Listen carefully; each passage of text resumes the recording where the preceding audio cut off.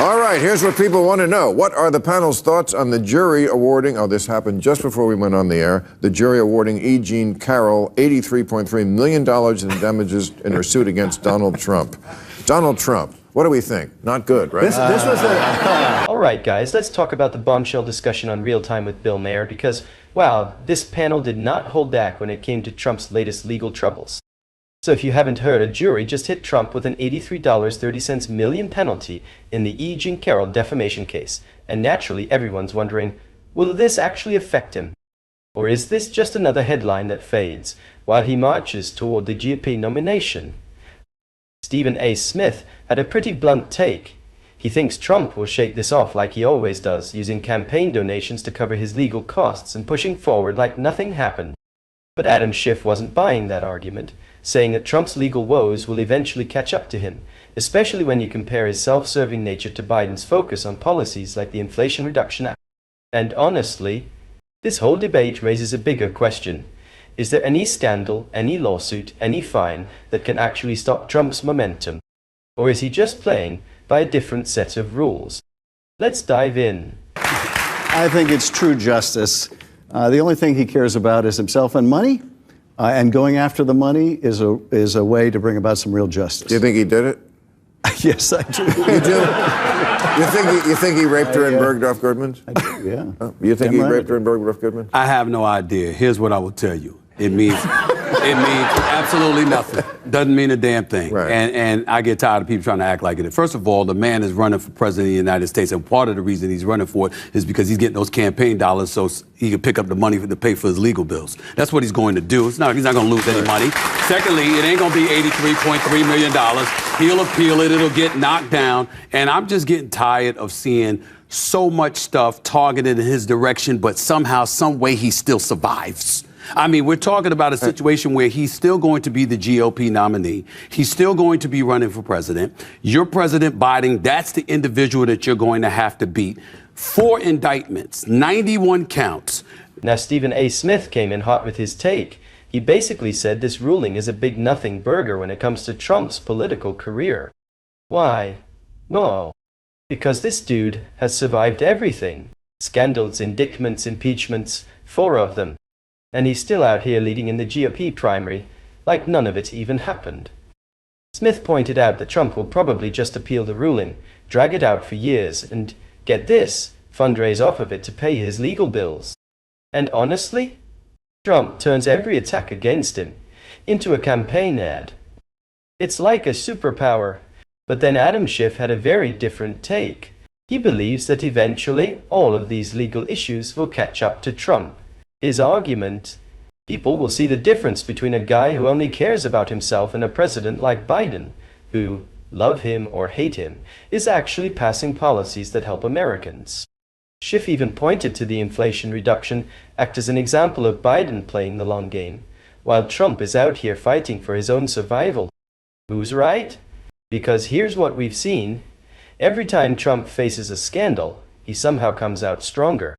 The more legal trouble he gets into, the more his base digs in and says, this is all part of the witch hunt. And that's the real problem. Trump isn't playing by the normal political rules. The most perfect disparity between these two people. It's like he cares about himself, he cares about money, and you have Joe Biden, who put forth the Inflation Reduction Act, which contains climate provisions that are going to probably bear fruit long after he's gone. Mm-hmm. Long after he's gone. Absolutely. What does he have to gain by that? Nothing, except, God forbid I use the word altruism. Yeah, well, you know, look, I don't share your pessimism about this or your pessimism about the general election. The reason why Joe Biden is going to beat Donald Trump is because at the end of the day, America is going to want a president who is a decent human being, who doesn't shit on other people, who has some interest in the American people, some interest in something beyond himself. I think at the end of the day, people are going to reject this bigoted, divisive figure. They're not going to want to put the country through 4 years of that. They have every time except at one time. All right, let's get into this because this debate on Real Time with Bill Maher hit a nerve.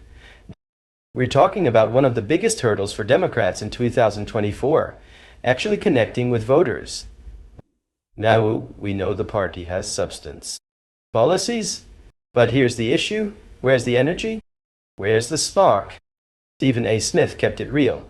He straight up said that while Democrats may have solid policies, they struggle to engage people. Meanwhile, Trump, despite all the chaos, knows how to fire up a crowd, own a stage, and dominate media cycles. Love him or hate him, the man has presence. And in politics, perception matters. Think about it, when Trump speaks, even if he's rambling nonsense, his supporters feel something. They feel like he's fighting for them, even when he's really just fighting for himself. Meanwhile, Democrats come across as policy-heavy, but lacking that same magnetic energy that draws people in. And let's be honest, in a country where voters are burnt out, frustrated and looking for leadership that feels personal, policy alone isn't enough. Then Bill Maher hit on another huge issue. Some progressive policies are actually pushing voters toward Trump. He brought up the debate over gender-based sports, and how to many Americans this kind of conversation feels out of touch with real-world concerns. And here's the kicker. Voters don't have to love Trump to vote for him out of frustration. If they feel like Democrats are pushing ideas that don't make sense to them, they might just hold their nose and pick the other guy. Democrats need to get better at messaging. They need to meet voters where they are, not where they wish they were. Policies should feel relatable, understandable, and personal. And most importantly, they need a candidate who can deliver that message with confidence, clarity, and yes, a little bit of pizzazz. Because right now, we're looking at an election where Trump, despite being buried in lawsuits and scandals, still knows how to sell himself. Meanwhile, Democrats are walking into 2025 with solid policies, but struggling to package them in a way that resonates. So, what do you guys think? Is the Democratic Party too focused on policy and not enough on personality? Do they need a Trump-level communicator to fire up their base? Drop your thoughts below. Huge thanks to all of you for tuning in, dropping your thoughts, and keeping the conversation going. Whether you agree, disagree, or just came here for the debate, I appreciate every single one of you. If you enjoyed this video and want to see more deep dives on politics, culture, and everything in between, make sure to hit that like button, drop a comment, and of course, subscribe to the channel. We've got plenty more discussions coming, and trust me, you won't want to miss what's next.